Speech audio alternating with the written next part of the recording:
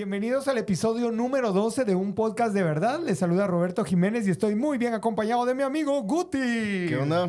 ¿Qué onda? ¿Cómo estás? ¿Cómo estás? Bien, ¿vos qué tal? También muy bien, la verdad es que una Ahí vamos. excelente semana. Cuando estamos grabando este podcast, les cuento que estamos a 2 días y medio de mi cumpleaños, número 49. Así que aquí dejamos constancia también en el podcast. 40 y todos. 42, cabal. Bueno, hoy continuamos con nuestra serie que se llama Todos Somos Teólogos. Y así es, ¿verdad? Así es. Y hoy tenemos a un invitado de lujo. Estamos pero tirando la casa por la ventana. On fire. A ver, preséntenos a nuestro invitado de lujo. Bueno, es un buen amigo ya de hace años, de los dos creo yo. Alguien que ama la palabra por sobre todas las cosas. No, y no lo digo porque lo tengo enfrente, sino porque pues, es cierto, es así. Gracias. Juan Callejas. Juan Callejas, bienvenido. ¿Cómo estás, licenciado? Bienvenido. Muy vos. bien, muy contento de estar aquí. Gracias por la invitación y bueno, vamos a ver qué. ¿Por qué dónde onda nos sale, vamos? ¿Por dónde nos vamos? ¿Por dónde fluye? Sí, Órale. pero muchas gracias. A ver, sos guatemalteco y te graduaste de la universidad a nivel licenciatura ¿de qué? Sí, yo soy graduado como licenciado en Economía de la Universidad Francisco Marroquín. Tengo un MBA de Regent University y estoy terminando otro MBA en High Global College. ¿Qué tal? Órale. Básicamente, entonces, tus talentos, tu inclinación está enfocada en el tema administrativo. Pues toda mi vida, gracias a Dios, he tenido la oportunidad de trabajar en empresas a nivel nacional, regional, internacional. He trabajado en Guatemala, he trabajado también algunas cosas en Estados Unidos, he trabajado viviendo en Brasil también, así que he hecho un poquito de todo, mucho en el área de marketing y los últimos años pues enfocado un poquito más a la parte del back office de las organizaciones, que es donde me desempeño ahora. Excelente. Gracias por compartirlo. Hablándonos un poquito acerca de tu trasfondo familiar, tus papás, tus hermanos. Yo te conocí en el mundo de la música Sí. junto con uno de tus hermanos. Sí. Bueno, pues soy el mayor de 8 hermanos. Wow. Somos 5 hombres y 3 mujeres. Mis papás, bueno, mi papá nació en Nicaragua, mi mamá es guatemalteca, se conocieron aquí en Guatemala. Recién acaban de celebrar sus 48 años de casados, gracias a Dios. Y pues bueno, somos los 8 hermanos. Yo además tengo 2 hijas de mi primer matrimonio. Tengo 2 hijas que viven en Estados Unidos y ya están grandecitas, 18 y 16. Ya la primera empieza la universidad y la segunda ya están en los últimos años de colegio. Con mi esposa actualmente, pues ella ya tenía un hijo cuando nos casamos, entonces tengo a otro hijo de 11 años que está, pues este año empezó middle school en el colegio, así que estamos cambiando de etapa ahí con él. Y aparte, pues otro montón de sobrinos y sobrinas por ahí, de hijos de mis hermanos y de mi hermana. Tengo un hermano que vive en Canadá, una hermana que vive en Australia, o sea, es una familia bastante prolífica. Sí, Global. ¿Ah? Global. Global, ajá. Están así dominando el mundo. Sí. Si pudieras definir un aprendizaje o una enseñanza que haya provenido de tu mamá, de esa conexión y esa relación especial con tu mamá, ¿cuál es esa lección de vida? Híjola, de mi mamá creo yo que una de las, digamos en términos generales, una de las lecciones más importantes que ella siempre me transmitió, tanto hablado pero como en su vivencia, tal vez serían 2 cosas. Uno, su forma sencilla y simple de ver el evangelio, digamos, ¿verdad? Siempre muy transparente, muy sencilla, muy honesta, muy genuina, y a la vez mi mamá siempre tuvo una conciencia tal vez muy presente y muy constante de lo inmerecedora que ella es del regalo del perdón de Dios, y eso creo que nos lo transmitía a nosotros, ¿verdad? En su manera particular de ser. Ella ahora ha estado ya con algunos años padeciendo de Alzheimer y todo, y eso pues de alguna manera ya no tenemos obviamente esa misma relación, pero mi mamá siempre, Guti la conoció en el 100%, ¿verdad? Siempre muy alegre, muy jovial, muy hospitalaria. y muy dada a hablarle a las personas. Ella le hablaba a todo el mundo, ¿verdad? Con todo el mundo. Y aún todavía en su situación, todavía ve a alguien y se le quiere acercar a hablar, aunque no se puede expresar muy bien, ¿verdad? Pero siempre ha sido alguien muy dada a las personas y eso fue algo que ella nos transmitió. Excelente. Y bueno, no sabía esto de tu mamá y qué noticia dura. Pero en medio de toda esta situación, ¿cómo les ha... O sea, la fe que ella les transmitió de cierta forma, ¿cómo les ha ayudado a sobrellevar la cuestión? Pues como familia, yo creo que, digamos, la sencillez y la resiliencia, tal vez, ¿verdad? Y la perseverancia, y sobre todo, digamos, el poder saber que nos estamos encaminando a un futuro donde esta realidad ahorita ya no será más, ¿verdad? Sí, sí.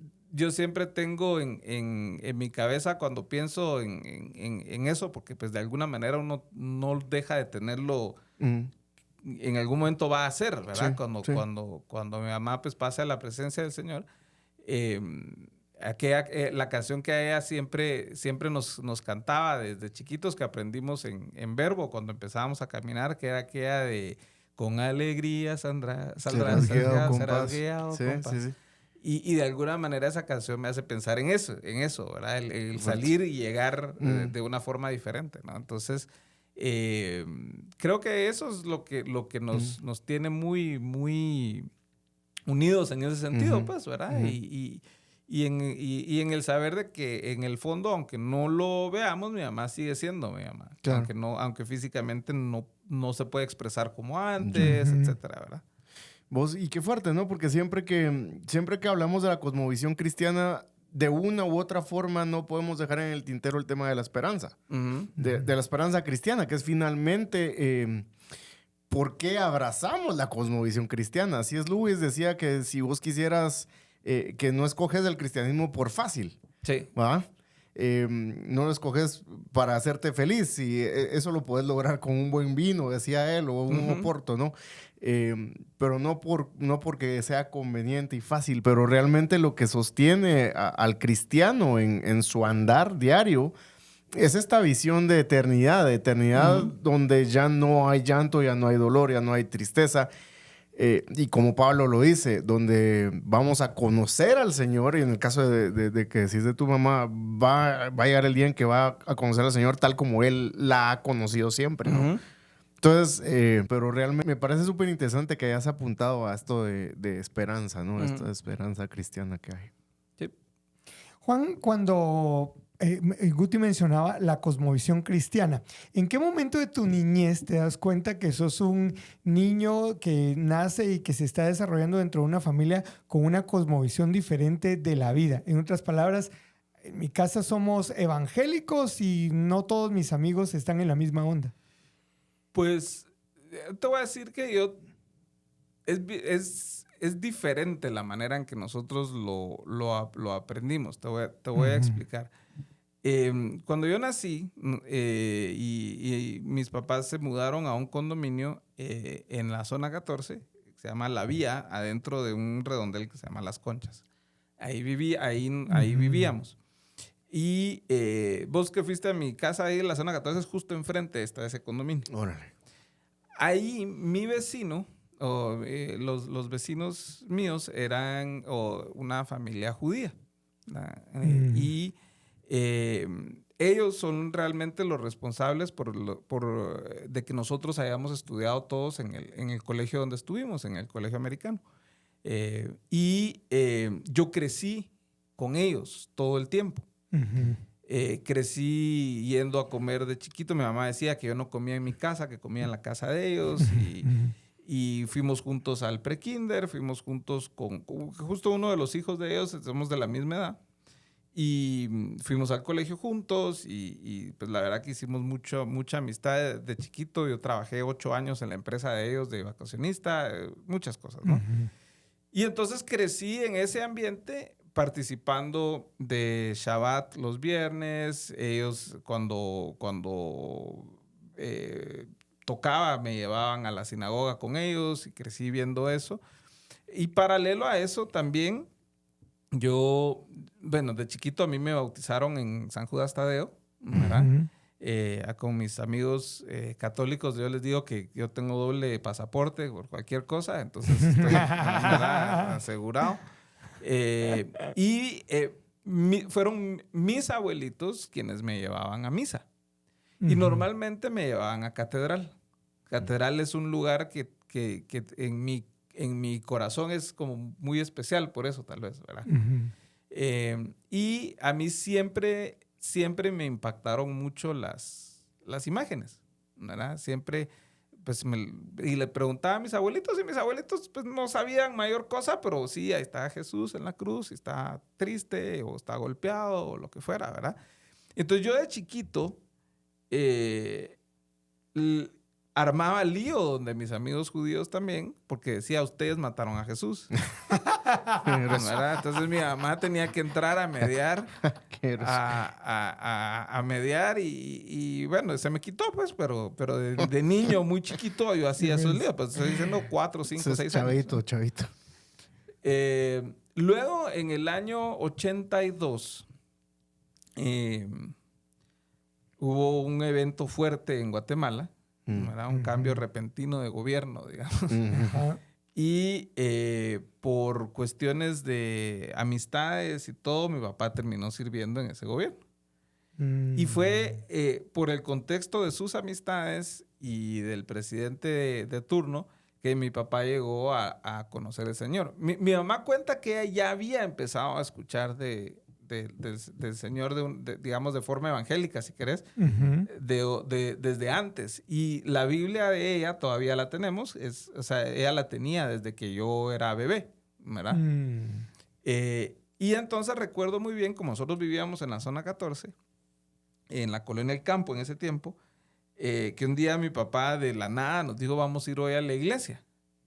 Para ese tiempo éramos 3 hermanos, si no estoy mal, porque no había nacido Manuel todavía, éramos 3. Y pues salimos en el carro y pues obviamente uno sale de la colonia del Campo y va a pasar enfrente de San Judas Tadeo. Y yo, papá, se te pasó la iglesia, ¿verdad? Y dice, no, vamos a ir a otro lado. Vamos a ir a otro lado. Y de repente, ahí salimos de las Américas y va a empezar la reforma y ahí donde está hoy si no estoy mal, el Banco Internacional o uno de esos, hay una carpa y mi papá entra ahí, vamos al circo, ¿qué va? Una carpa María, era Verbo. Sí. ¿Verdad? Y entonces ahí es donde me di cuenta que íbamos a un lugar que no era al que ni sinagoga ni la catedral. Y era otro rollo, pues, ¿verdad? Y así fue como empezamos. Sin embargo, digamos que mis papás fueron muy intencionales en cuidarnos de la subcultura evangélica. O sea, nunca aceptaron las presiones porque nos metieran a la escuela Verbo. Nunca. Nunca dejaron de celebrar Navidad. Nunca nos prohibieron ir a fiestas. Mi mamá nos enseñó a bailar. Todo. ¿Verdad? Porque mis papás no querían que nosotros fuéramos... o sea, que creciéramos de una manera que no nos permitiera de alguna forma integrarnos bien al resto del mundo y la sociedad en la que estábamos, ¿verdad? Y entonces, realmente nosotros, o sea, al final, yo te diría que uno de los tiempos que uno empieza como que a ver que uno es diferente es cuando todos tus amigos tienen comunión y vas a su primera comunión, pero vos no tenés nada, ¿no? O cuando mi amigo judío hizo su bar mitzvah. Y ahí estuve yo también, y yo así como, ¿y nosotros por qué no tenemos nada? ¿Verdad? Y entonces, de alguna forma, como que, digamos, nos dimos cuenta que éramos diferentes, pero, digamos, en ese tiempo, tal vez en esos primeros años, éramos diferentes, pero porque no teníamos algo. Ya, nos hacía falta... Un rito de pasaje. Alguna iniciación, alguna formación, porque no tuvimos catecismo, no tuvimos confirmación, no teníamos... ¿cómo es que se llama esto que van los judíos? Tarbut se llamaba. Y después Maccabi, que es cuando ya son más jóvenes, pero es esa escuela donde los van formando. No teníamos nada de eso. Simplemente teníamos la escuela dominical y todo. Obviamente, tal vez cuando levanté la mano en la carpa la primera vez, tal vez cuando me sentí que era parte de algo, ¿va? Y me dieron aquellos Nuevos Testamentos que tenían como sol, como amarillo y verde, así. Dios habla hoy. ¿Verdad? Me dieron uno de esos Nuevos Testamentos. Yo miraba, te digo, en la tele, religiosamente, así valga el chiste, ¿va? Pero a Jimmy Swaggart lo miraba siempre. Siempre miraba a Jimmy Swaggart. ¿Y qué más? Y recuerdo cuando le hablé a mi mamá de que me quería bautizar. Entonces me bautizaron en la escuela dominical de Verbo. O sea, mis papás no estuvieron presentes cuando me bautizaron, sino que fue en la escuela dominical de Verbo. Ahí me bautizaron.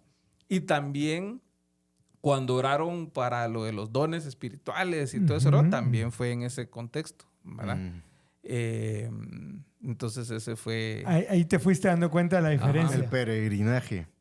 Va, mira, ¿y en qué momento empezás? Bueno, obviamente estoy saltando un montón, pero ¿en qué momento empezás vos a decir, necesito empezar a tener contacto con lo que creo, con la fe cristiana en general? Yo te diría que, digamos, hay varios momentos, ¿verdad?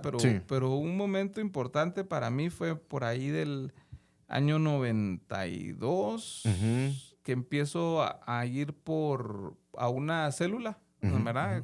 ¿Verdad? Una célula del Shaddai que me invitó Francisco Benfeld, me invitó, ¿verdad? Fui a ese grupo lo lideraba en ese tiempo el Pato Serrano, ¿verdad? El hijo mayor de Serrano Elías. Y fue mi primer contacto con un grupo de jóvenes. Digamos que yo había ido al grupo de jóvenes de Verbo, pero era muy diferente, pues. Era otra onda diferente. Esto era como que un grupo en casa, chiquito. Yo me acuerdo que mis papás tenían iglesia en el hogar, pero nosotros nunca participamos de eso, ¿verdad? Entonces... fue como que el primer contacto, amistades, y patojos y pues chavas y ¿qué es esta onda, verdad? Y la verdad que el Pato y después su hermana Magda hicieron con nosotros, o sea, muy dedicados a enseñarnos, ¿cómo se llama? A mostrarnos pues cómo era esto de los grupos, ¿verdad? Luego obviamente ellos se tienen que ir de Guatemala por las situaciones históricas del país y ya, digamos, esto como en el año 93, ya estando yo en cuarto curso, con Francisco fuimos compañeros del colegio desde prekinder, pues. O sea, nos conocemos desde chavitos. Toda la vida, pues. Sí.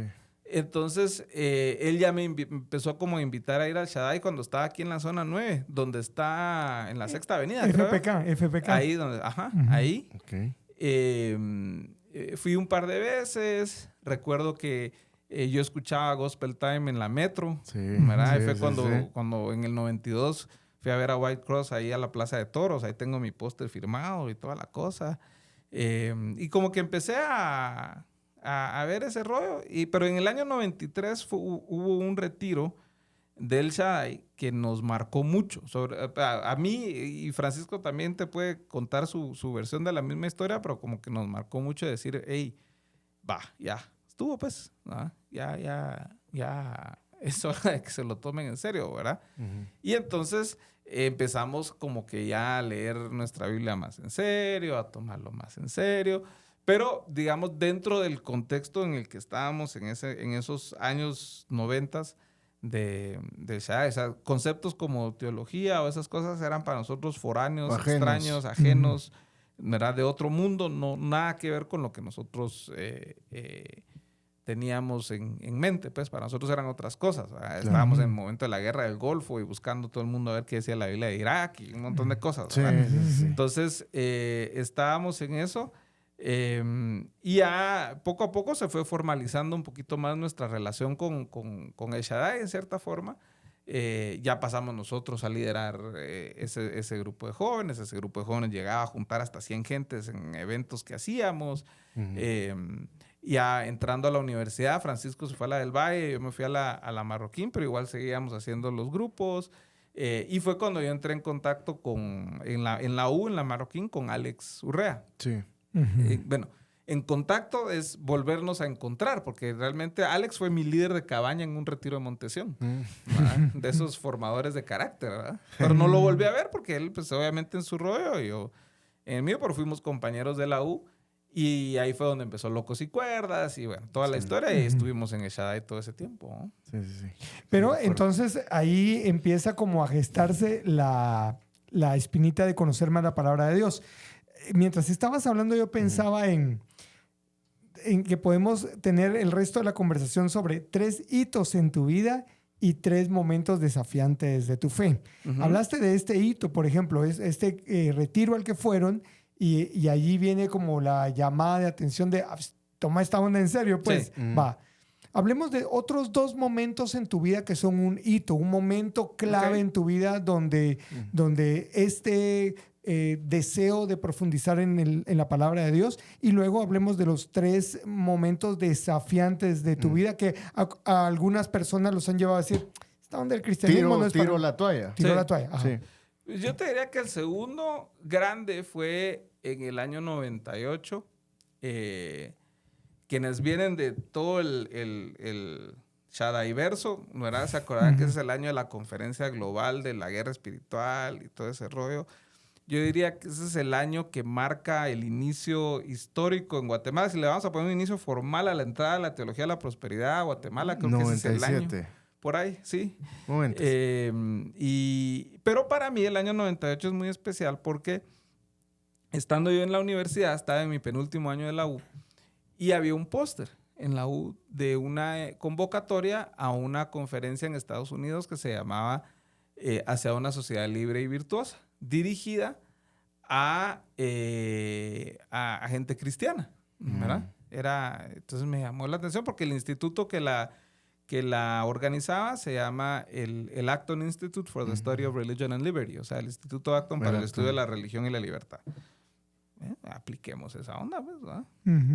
Y apliqué y me aceptaron. Me aceptaron y con todo. O sea, me pagaron pasaje, me pagaron todo. Y entonces ese viaje, fui ahí a Minnesota, fue ese viaje. Y lo que me marcó a mí, la verdad, fue los primeros, el primer día, sin que antes de que hubiera empezado la conferencia, no me había dado cuenta lo mucho que iba a cambiar mi vida ese primer día.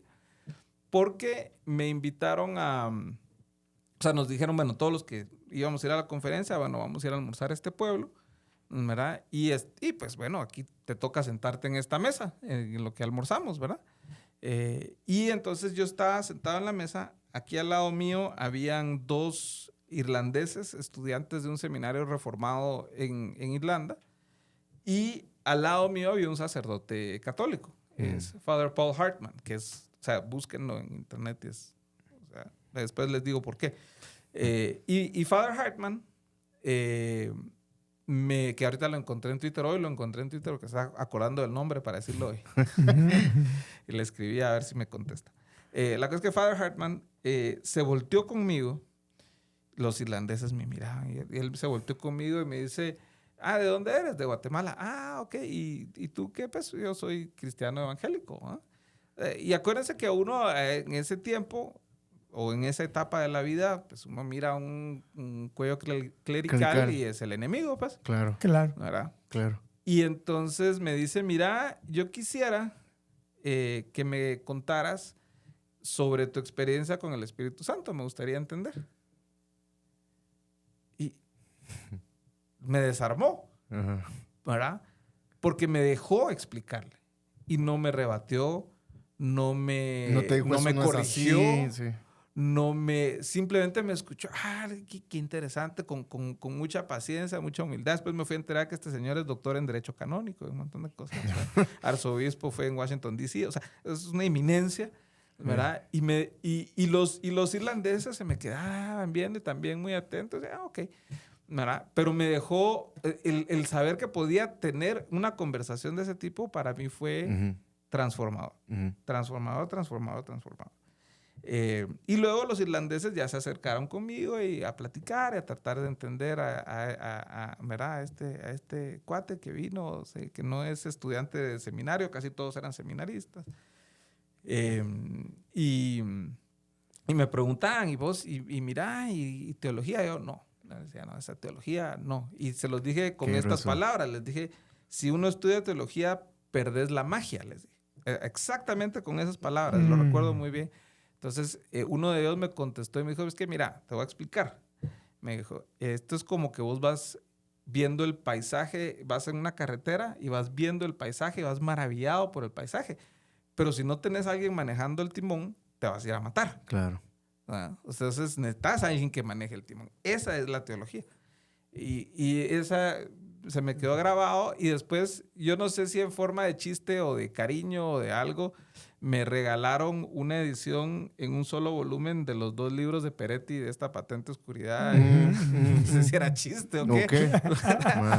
Pero me lo regalaron así como, te acordaste de nosotros. Y conservo esa copia todavía con mucho cariño, con mucho recuerdo de ese tiempo. Entonces, el Acton Institute fue para mí, y la relación que llevo ya de 25 años con ellos, voy casi todos los años a Michigan. Este año fui el año pasado y bueno, trabajé ahí también en el verano del 2000. Creo que fueron momentos muy, muy importantes para mi formación que sembraron el camino para que yo me diera cuenta, en el momento que me di cuenta, de que la iglesia estaba yendo en un rumbo que no me gustaba. ¿Verdad? El tema de la prosperidad y todo eso, ¿verdad? Pero fue y mucho apostólico y todo esto. Ellos sembraron una semillita ahí que fue dando fruto. Y ahí fue donde entramos a conocer varias cosas de Acts 29 y un montón de cosas y nos volvimos neocalvinistas y tuvimos nuestra etapa de la jaula y toda la cosa, ¿verdad? Ya todas las etapas ya las pasé, ya las viví.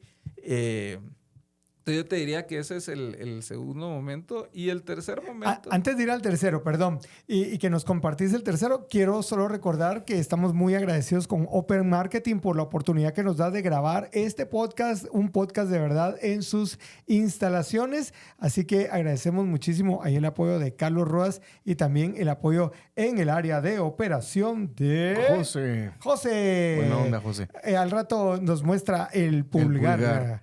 Pero bueno, buena onda, gracias por el apoyo, José, aquí en los controles de video y audio. Y estamos en nuestra serie, Todos Somos Teólogos, y estamos conversando acerca de lo que ha sucedido en la vida de Juan Callejas. Pero ¿cuál es el objetivo de la conversación?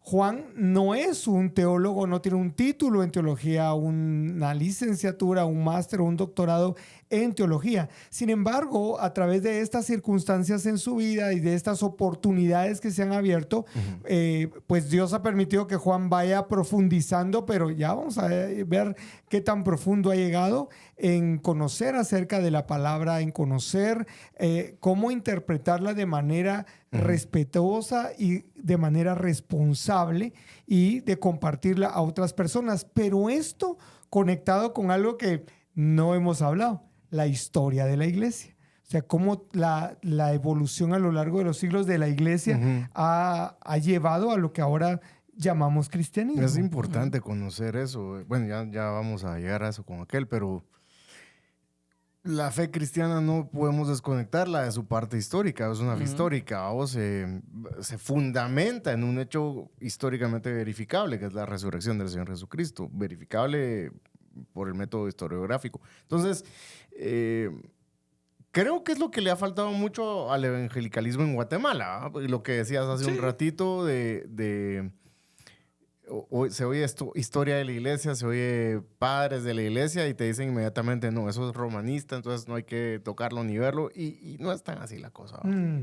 Así que estamos conversando con Juan. En primer lugar, un primer hito en su vida, este campamento o retiro al que asistió, luego esta invitación para ir a este evento allí al Acton Institute en Minnesota, y el tercero.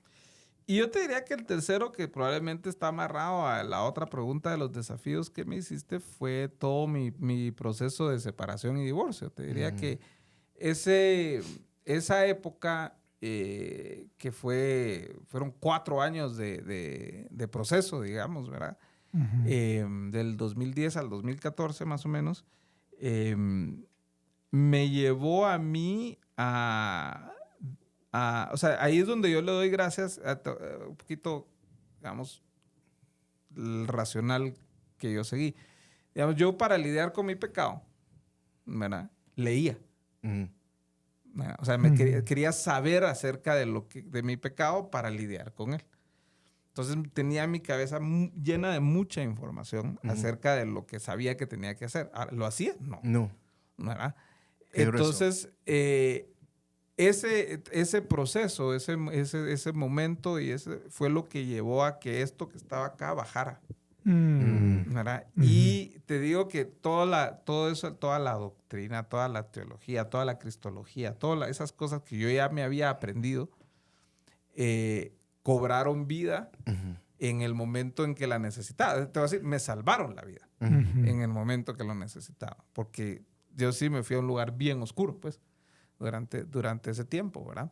Entonces, yo te diría que ese es el tercer momento fuerte de mi vida, digamos, de despertar, ¿verdad? Y de no quedarte, de estar un poco más vigilante, un poco más... Y no te voy a decir que el camino ha sido perfecto de allá para acá, ¿verdad? O sea, han sido 13 años de proceso, pues, al final de cuentas, de trabajo, de días malos, de días muy buenos, de épocas muy buenas, de épocas muy malas, en todo sentido, ¿verdad? Entonces, pero, digamos, esa semilla que quedó sembrada y el haber escapado de la teología de la prosperidad, te voy a decir, y haber caído, digamos, dentro de un espectro, digamos, o una caja, si querés, teológica específica, ¿verdad? Me ha ayudado muchísimo a seguir adelante, ¿verdad? Y a pesar de los pesares, pues, ¿verdad? Y a pesar de mi fragilidad, de mi debilidad personal y todo, pues, ¿no? Descendamos entonces, ahora como ya hablamos de los 3 hitos, vayamos con los 3 momentos retadores. Este que acabas de mencionar, vayamos al hoyo negro, sí, a ese momento oscuro de tu vida, porque obviamente muchas cosas se movieron allí, sí. O sea, muchas cosas de las que creías, muchas cosas de las que pensabas. ¿Qué se quedó ya mencionaste la teología de la prosperidad, eso se quedó allí, digamos, en ese agujero, fue así como, no va por aquí la cosa. Sí. ¿Qué más? Yo te diría que se quedó, no sé, Ay, Dios mío, qué pregunta más complicada. ¿Qué se quedó ahí? Tal vez un poquito no sé, tal vez el tema performativo se quedó ahí. Creo que también una de las cosas que se ha ido, es curioso, ¿verdad? Porque, digamos, este proceso que como te decía, me llevó por todo este movimiento neocalvinista y todo lo que quieras, digamos que yo te diría que hasta algo de eso se ha ido quedando, ¿verdad? En el sentido de que he aprendido a apreciar un poco más la riqueza de la tradición cristiana en general. Digamos, yo tengo un afecto y una gratitud muy particular, por ejemplo, por el padre Mario Gracioso. Lo conocimos en aquella conversación. Sí, sí. Que fue de los pocos sin conocerme que cuando llegué a hablar con él, porque yo llegué a pedirle consejo y todo, empujado por mi mamá, es alguien a quien llegué a tenerle mucho cariño porque de verdad se ocupó, ¿verdad? De verdad estuvo pendiente. Claro, él tenía una forma muy particular de verlo y me quería convertir y todo, pero no llegamos a eso, pues, pero sí aprecio mucho el cariño que me tomó, su disponibilidad, también su firmeza, ¿verdad? Porque ahí sí son inamovibles, ¿verdad? Y yo aprecio muchísimo eso. Entonces se fue quedando un poquito también esa, digamos, arrogancia que viene cuando uno se vuelve reformado, ¿no? Porque todos los que hemos estado ahí sabemos que uno se puede poner un poquito salsa, ¿verdad? Y es con pinzas la cosa. Y entonces el poder apreciar un poco más la riqueza de la tradición cristiana en general, aunque permanezcas, digamos, en un mismo campamento, pero sabes de que hay muchos recursos de dónde echar mano, de dónde tirar, de dónde traer, de dónde enriquecerte, de dónde apreciar más y de cómo tener una comunión más amplia con otros, porque digamos, una de las cosas que yo he visto ya en los últimos años y que creo que es un error que cometimos de sobrecorrección es que, digamos, el campamento reformado es agresivamente antipente, digamos. Y a mí que me disculpe, pero no se puede. No se puede, ¿no? O sea, yo personalmente no puedo aceptar que me digan que los pentes todos están equivocados o que no hay nada que aprender de ahí o que, ¿verdad? Y el comentario que yo he hecho incluso en mi misma congregación, mucha, somos una iglesia triste, parca, gris, ¿verdad? ¿Dónde está la alegría? ¿Dónde está la celebración? Se nos olvidó, ¿verdad? Y necesitamos recuperar algo de eso y creo que nuestras tradiciones pentecostales y esas expresiones muy guatemaltecas de la fe cristiana tienen mucho que aportarnos que no podemos simplemente tirar a la basura todo, ¿verdad? Hay mucho que sí está mal, pues, pero creo que el tronco central no está tan podrido como muchos quisieran creer. Y entiendo que muchos salieron ofendidos, lastimados, golpeados. Hay una cuestión muy reaccionaria, ¿no? Y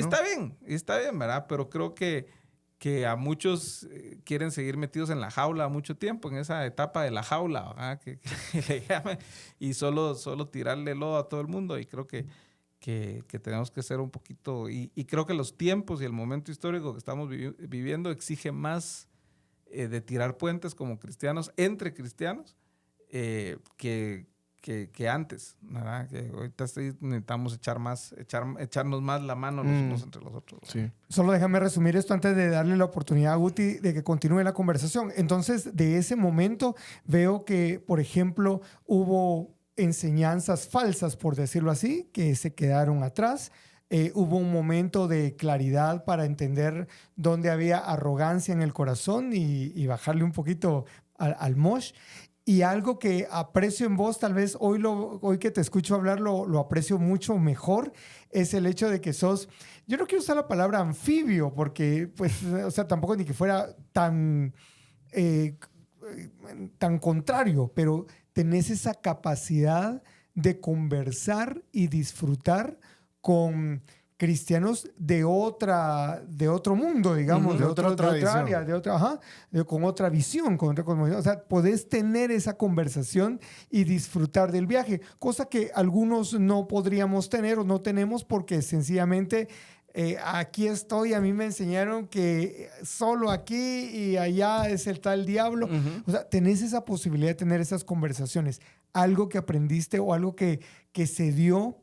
Yo cuando hablabas de el Padre Gracioso, dijiste, lo que veo es un corazón pastoral, ¿verdad? O sea, encontraste un pastor, ¿verdad? Y eso es un regalo, no se encuentran pastores a cada rato, pues pastores de vocación. Entonces, digamos, esa fue esa primera etapa. Solo quería resumirla para poder extraer de lo que hablaste esos aprendizajes que pueden servir a nuestros amigos que están viendo este episodio. Sí, no, y yo creo que ya dijiste implícitamente el desafío, pues no es un desafío exclusivo tuyo, creo que es un desafío de todos, y lo mencionaste, dijiste el tema de construir puentes. Obviamente, pues, estás consciente de eso, pero creo que todos necesitamos estar conscientes de eso, de que todos los creyentes de distintas confesiones es el momento de unirnos. O sea, no quiero que los que nos vayan a estar viendo vayan a decir, estos están hablando de que si todos nos vamos a comer. Sí, ecumenismo. No quería decir la palabrita, pero bueno, es muy cargada. Aunque la palabra ecumenismo inicialmente no es mala, pero... Hagamos un podcast de ecumenismo. Sí, no es eso. Pero creo que sí está el desafío de los creyentes, o sea, es decir, los cristianos, como le diría Luis, el mero cristianismo. Hemos perdido en Guatemala, por lo menos, que es lo que nos consta a nosotros, no sé, en otros países, pero en Guatemala hemos perdido demasiado tiempo en esto de tirarnos de un lado a otro. Sí, claro. Y creo que decías lo del desafío hasta te eché el chivo ya, vamos a ver qué de decir el desafío. Pero ¿cómo abrimos el corazón y la mente para buscar esos puentes, para buscar esas conexiones? Mira, yo creo que ¿Qué crees que funciona? Yo creo que es saber, digamos, en qué tradición, en dónde se encuentra uno, ¿verdad? O sea, si vas a decir, mira, yo, pues sí, está el calvinismo, o soy bautista, o soy presbio, o soy luterano, saber estar muy claro dónde está uno, pero eso quiere decir hacer un esfuerzo de aprendizaje, de lectura, ¿verdad? De saber cuáles son tus fuentes, claro, y todo, ¿verdad? Entonces uno estar claro ahí. Sin embargo, yo voy a regresar como al año 99 por ahí. No, espérate, 2001. Todavía no estaba yo. 2001. En el cristianismo, sí, tal vez. 2001 yo estaba en mi segundo año de la maestría, me recuerdo, estaba en Estados Unidos. Ajá. Y uno de mis profesores, en su curso de liderazgo y no me acuerdo exactamente bien cómo se llama esa clase. Michael Cigarelli se llama él. Es catedrático en Messiah College en Pensilvania ahora. Él nos asignó un libro para leer en la clase. El libro se llama Ríos de Agua Viva, de Richard Foster. Ok. Está en español. No sé si es CLIE o no sé quién lo tiene en español. Bueno, la cosa es de que, lo compré y porque nos dejó hacer un ensayo y todo. De todos los 2 años de maestría, finanzas, marketing, ese ensayo es lo más valioso para mí de mi tiempo en la universidad. Y fue la primera exposición que yo tuve a la riqueza de la tradición cristiana. Ríos de Agua Viva, o sea, es básicamente eso, es explorar la riqueza de la tradición cristiana. Y los ríos de agua viva son diferentes ríos. El río carismático, el río de la justicia, el río del evangelismo, el río de no sé qué. Y cada capítulo del libro le expone a uno un ejemplo histórico, un ejemplo contemporáneo y una aplicación con, digamos, las ventajas de vivir en esta tradición y los peligros de exagerar esta tradición. Entonces, en el libro yo me fui a topar con todo el tema de la calle de Azusa, pero también leí a San Francisco de Asís, pero también leí, o sea, una gama, digamos, y al final del libro tiene un capítulo que es como un brevecitos de la historia de la iglesia. Entonces, esa fue mi primera, donde dije, hey, esto es más de lo que yo pensaba, ¿verdad? Sí. Yo venía de Acton, me había topado con estos padres, con esta mara. Vengo de esto, me topo con esto. O sea, aquí hay más, ¿verdad? Aquí hay mucho más de lo que yo pensaba. Entonces, ahí fui donde me di cuenta de que, yo puedo como que empezar a vivir aquí, pero no puedo hacer caso omiso de todo lo que hay allá. Claro. ¿Verdad? De todo lo que hay allá. Entonces empecé a enterarme un poquito más, ¿verdad? Y a leer un poquito más de esta tradición nueva que empecé a descubrir del tema de los reformados y todo eso. Compré mis primeros libros de Martín Lutero, o sea, cosas que ¿verdad? Porque obviamente, pues, o sea, hay que leer, ¿verdad? Claro. Si no, ¿cómo? Sí. ¿Verdad? Y empecé a ver un poquito más cómo podía ir armando un poco más un rompecabezas más grande de las piececitas que yo tenía, ¿no? Y eso creo yo que me ayudó mucho a poder empezar a apreciar más el tema, ¿verdad? A poder ver las virtudes, los errores, etcétera, las distintas visiones y experiencias cristianas a lo largo de la historia y en el mundo. Y eso me fue metiendo en esa, es como cuando en la Matrix le dan la pastilla azul o la pastilla roja. Me tomé la que tocaba y ya uno no sale, ¿verdad? De la Matrix y de poder ver realmente todo lo hermoso que hay detrás. Entonces empecé a exponerme a distintos autores, empecé a exponerme a distintas visiones y eso me ha ayudado mucho, ¿verdad?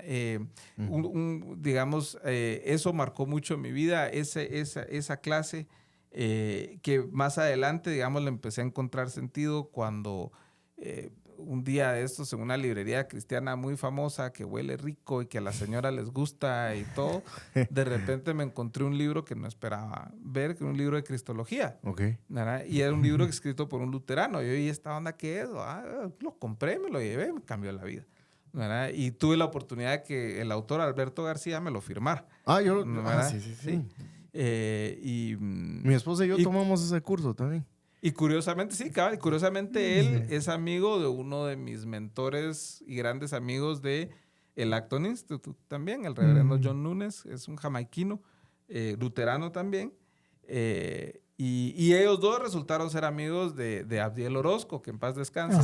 Que luterano también. Luterano también. Y fue el primero, o sea, yo a él...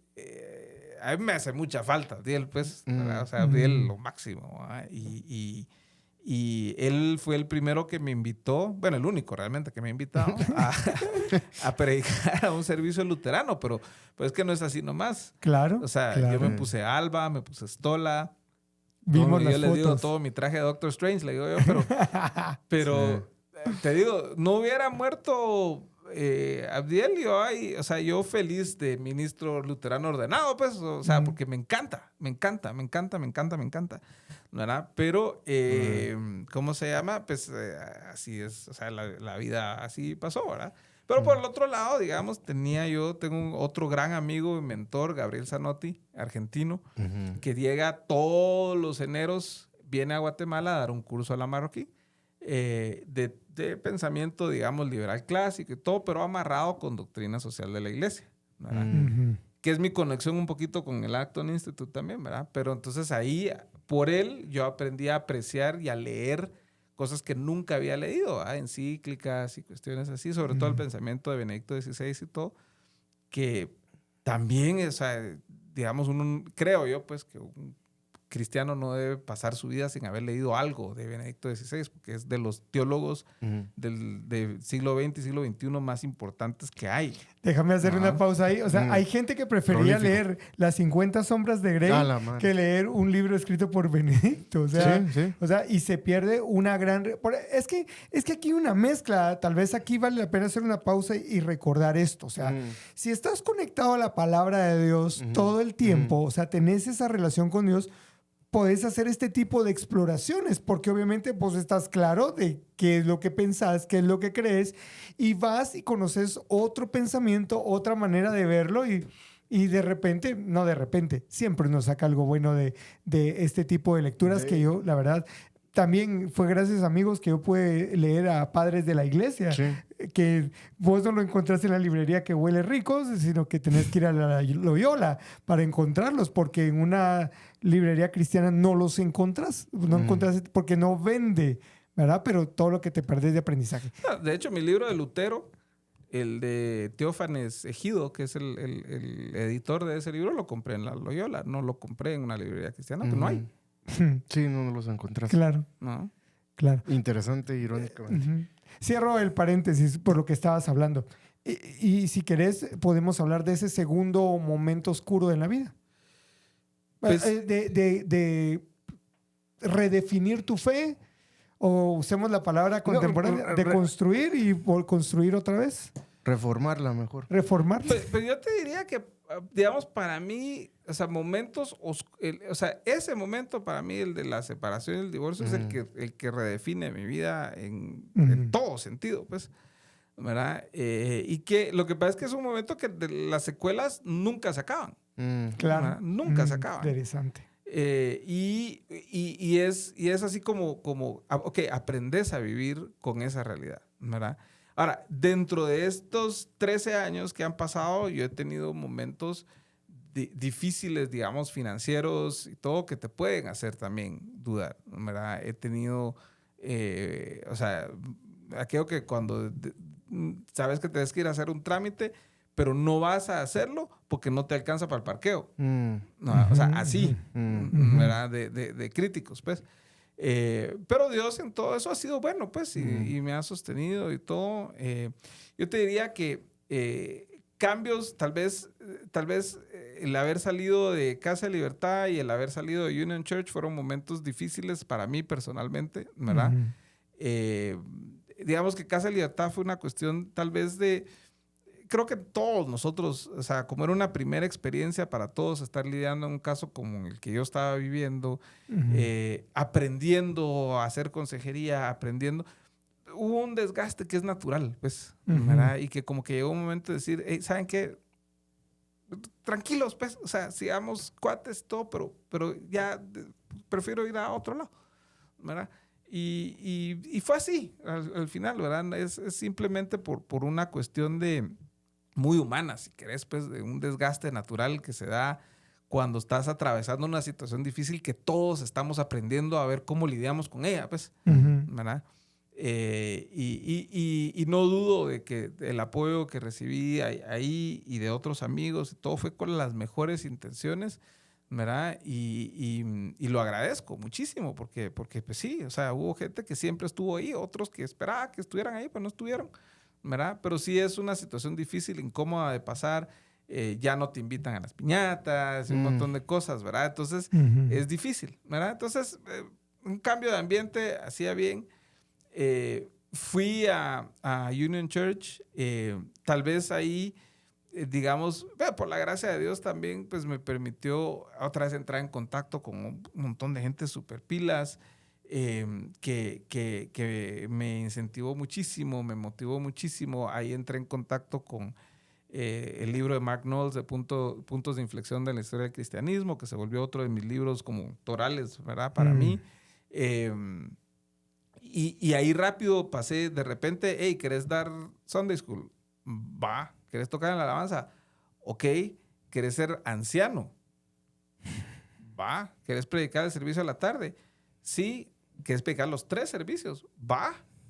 ¿Verdad? Yo tenía domingos que predicaba 3 servicios y ensayo de coro del Mesías, o sea, terminaba destruido, ¿verdad? Gracias a Dios el tiempo de Union Church me permitió conocer a Stephanie, mi esposa, que es una gracia de Dios impresionante para mi vida, ¿verdad? O sea, una restauración y redención en todo sentido, pues, ¿verdad? Ahí pude servir, como te decía, como anciano y todo, pero ahí vi el lado feo de la política, ¿verdad? De la política intraeclesial y pues terminé saliendo de ahí, ¿verdad? Por que se complicó la cosa en ese sentido y pues bueno, fue lamentable, pues fue triste, ¿verdad? Pero fueron 3 años muy lindos ahí, que aprendí mucho, o sea, tuve muchas oportunidades de enseñar, de aportar, de hacer actividades, de todo. Y guardo mucha amistad con las personas ahí. De vez en cuando me junto a almorzar con el pastor actual de Union Church y todo. O sea, gracias a Dios, pues, ¿verdad? La situación ahí pues, ha ido mejorando. Tuve un paso fugaz por otra iglesia que la verdad, cuyo nombre no quiero acordar. No digo nada porque... Solo un paréntesis, perdón que te interrumpa. Porque por el tiempo, pero a mí me parece importante porque has tocado 2 o 3 temas que más de alguien al escucharlo le generó también algo. Yo también he vivido la política intereclesial. Sí. A mí también me ha imaginado de los grupos.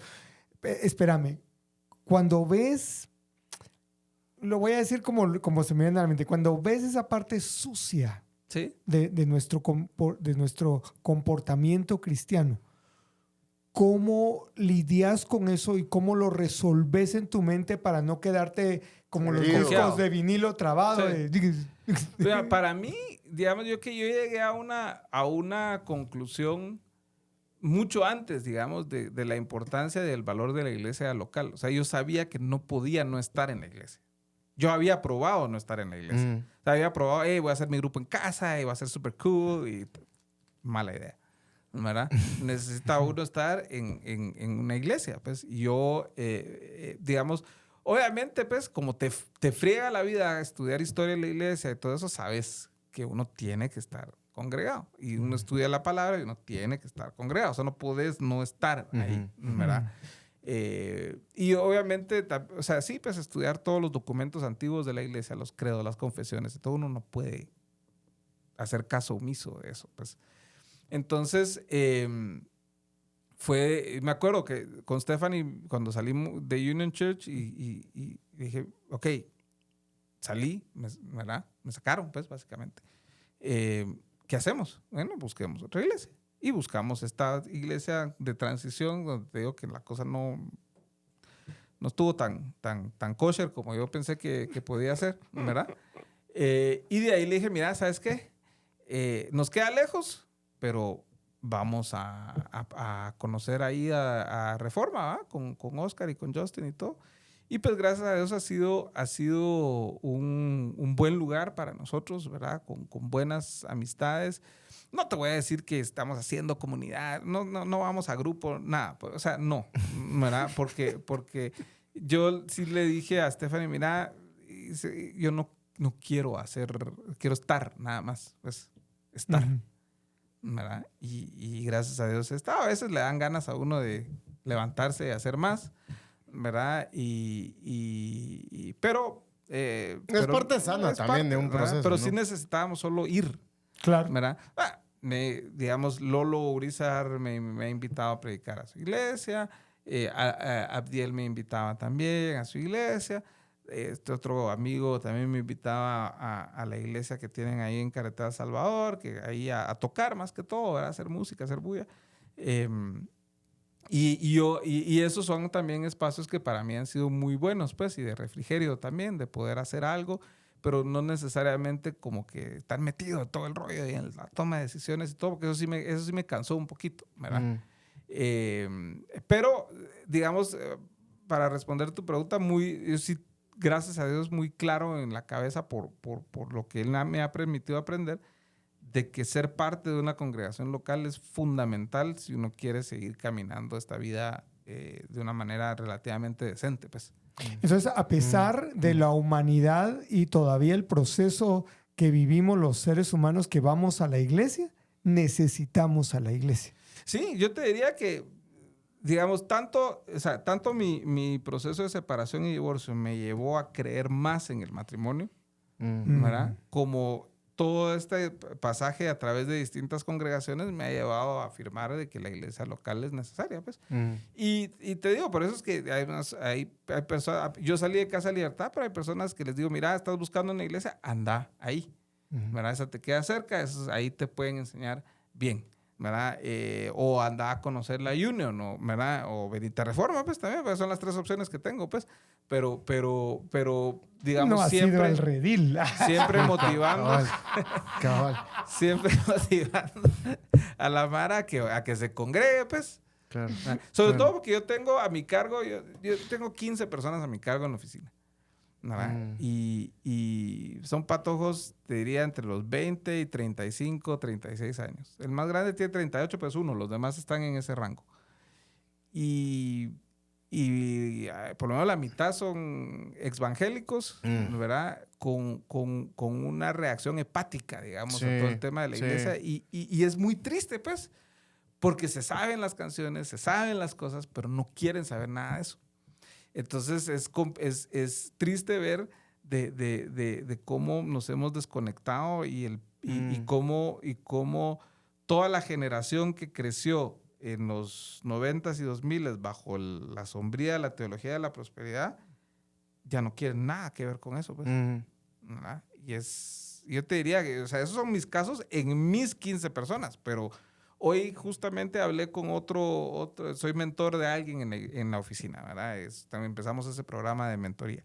Y llegó y me contó, sí, yo también, pues iba a la iglesia, pero ya no. Y entonces te quedas así como, ¿qué está pasando, pues? ¿Verdad? Y entonces sí, o sea, esa pregunta que vos me haces es muy válida pero creo que el problema es que no tenemos las anclas, pues, de dónde echar mano para regresar, ¿verdad? Porque nunca nos las dieron. Creo que hay una desconexión y Guatemala se está convirtiendo en un país postcristiano. Y creo que es esa desconexión de todo lo que el cristianismo significa, de todo lo que el cristianismo es. Y a mí me parece irónico cuando me encuentro con casos así de gente que te dice, yo iba a la iglesia, ya no voy. Porque se dan una especie de tinte de dejar de ir a la iglesia me convierte automáticamente en intelectual, no sé por qué está ese pensamiento. Pero si la iglesia nunca se ha supuesto que desconectes tampoco el pensamiento crítico, ¿va? O sea, si se puede hacer estando desde dentro y no comerte todo lo que te dicen. Entonces, creo que es parte de los retos que se tienen con los que se tienen que lidiar actualmente. En tu caso, que decís pues que tenés 15 personas ahí directamente y que varios de ellos están en esa situación, pero cualquiera de nosotros puede conocer gente que ya no quieren nada que ver con la iglesia, con el cristianismo y demás. Y creo que el diálogo ahí a sostener es explicar de qué se trata el asunto. Fíjate que yo te diría, yo me adhiero en buena medida, no en todo, porque no me gustan sus ideas sobre economía, pero me adhiero mucho al pensamiento de J.K. Smith, de que la lucha no es por una cosmovisión cristiana. Ok. Que la lucha es litúrgica. Ok. Es la liturgia de la cultura versus la liturgia de la iglesia. Ok. Y entonces el mundo nos ofrece liturgias. O sea, nosotros todos tenemos un espacio dominical lindo, amplio, donde nos reciben con las manos abiertas, donde tenemos frente a nosotros opciones para mejorar nuestra vida de manera inmediata, de poder salir contentos con la promesa de que siempre va a haber más para mejorar nuestra vida. Y poder hacerlo de una manera cómoda, de una manera comunitaria, donde conocemos a personas, saludamos a otras. Y es el centro comercial. ¿Verdad? Y esa es una liturgia que captura nuestro corazón. Y es que ese es el tema. Nosotros, digamos, si solo insistimos en una, digamos, apologética, racionalista, intelectual, ¿verdad?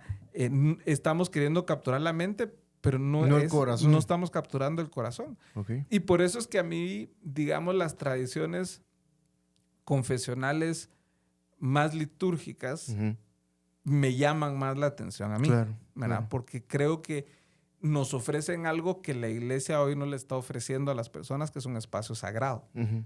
¿Verdad? O sea, la noción de lo sagrado la hemos perdido porque la confundimos con religioso. ¿Verdad? Por eso es de que, por ejemplo, cuando yo hago énfasis en el tema de, y con vos lo hemos platicado, en el tema eucarístico, de la comunión y todo, siento que ahí, digamos, nos estamos perdiendo y, digamos, estirando lo más que se pueda el hule, ¿verdad? Para no caer del otro lado, pero llevándolo a tratar de expandir nuestra definición de qué es el momento eucarístico de comunión que pasamos y todo, porque eso nos enseña cosas que hoy la iglesia no nos está enseñando. Por ejemplo, hay clubs de niños, ¿verdad? En colegios que tratan de ser la contraparte del catecismo para niños evangélicos, pero son de principios y valores. Que es cualquier cosa. ¿Verdad? Pero ¿qué forma tu identidad evangélica? ¿Qué forma tu identidad cristiana? ¿No, verdad? Y entonces, en cambio, el niño católico crece, digamos, inmerso en una liturgia. Me paro, me siento, me hinco, repito, miro a los adultos pasando por algo y anhelo yo pasar, ¿verdad? En algún momento, porque eso marca mi vida. O miro a mis hermanitos que les echan su agüita y y que eso me hace parte de algo muchísimo más grande. Entonces, creo que nosotros hemos perdido algo de eso. Y la tradición protestante tiene mucho de eso. Totalmente. Lo que pasa es que no lo queremos ver, ¿verdad? Y entonces, al robarnos lo sagrado y al no capturar nuestro corazón, pero no nuestras emociones, sino nuestro corazón más profundo, ¿verdad? A través de estos espacios y momentos sagrados donde nuestros 5 sentidos están conectados con la experiencia de Dios, es fácil. O sea, tengo algo mejor que hacer, pues. Claro. O sea, hay 1000 cosas mejores que hacer el domingo que ir a la iglesia. Por lo menos a como está ahorita la cosa. Sí. Interesante. Lo bueno es que ustedes, nuestros queridos amigos, no tienen necesidad de preguntarse ahorita ¿y por dónde empiezo? ¿Y por dónde me voy? Juan tiene un podcast que constantemente está alimentando y también tiene un blog donde a lo largo del tiempo ha compartido muchos pensamientos e ideas acerca de esto, de cómo ir cultivando, profundizando en el conocimiento de Dios, de la palabra, de lo que Él piensa de nuestra vida contemporánea, de la historia de la iglesia y cómo se conecta con la historia contemporánea. ¿Cómo te pueden encontrar, Juan? Pues bueno, el canal de YouTube se llama Razonable Creer en Dios, es el que más actualizado está. El podcast de Discusión Inteligente no he grabado mucho últimamente, aquí les voy a mentir, no he grabado mayor cosa, un par de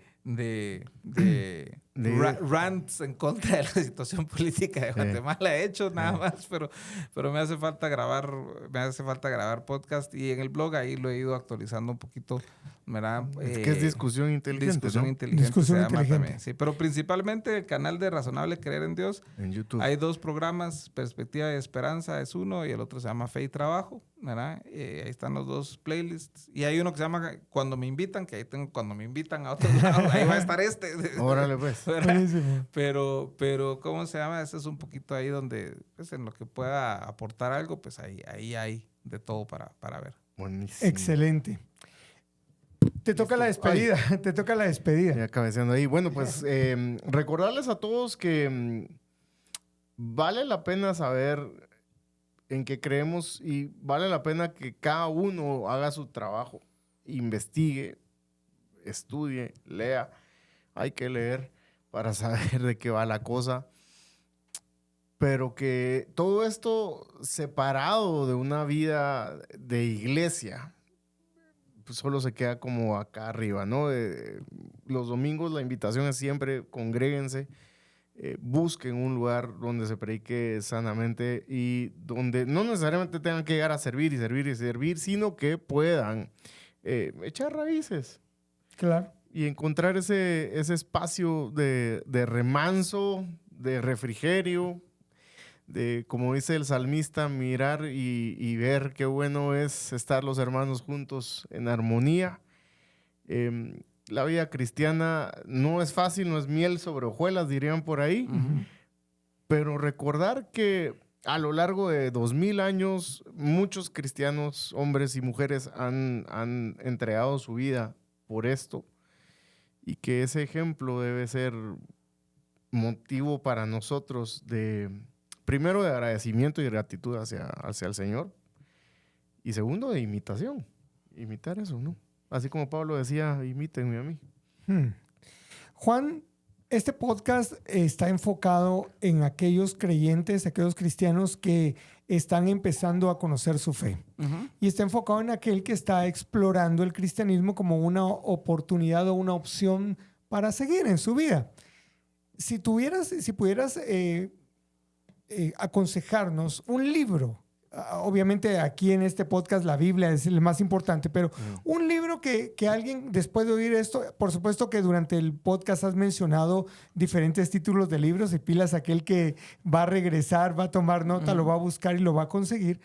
¿Qué libro le recomendarías a alguien para decir, con este libro empezás tu viaje como gordo en tobogán para profundizar en historia de la iglesia, en doctrina cristiana, en fin, que puedes conocer más acerca del cristianismo? Mira, yo te diría que, digamos, para mí el libro de Ríos de Agua Viva es bien importante, pero creo que el libro asume que uno ya tiene alguna formación o algo, ¿verdad?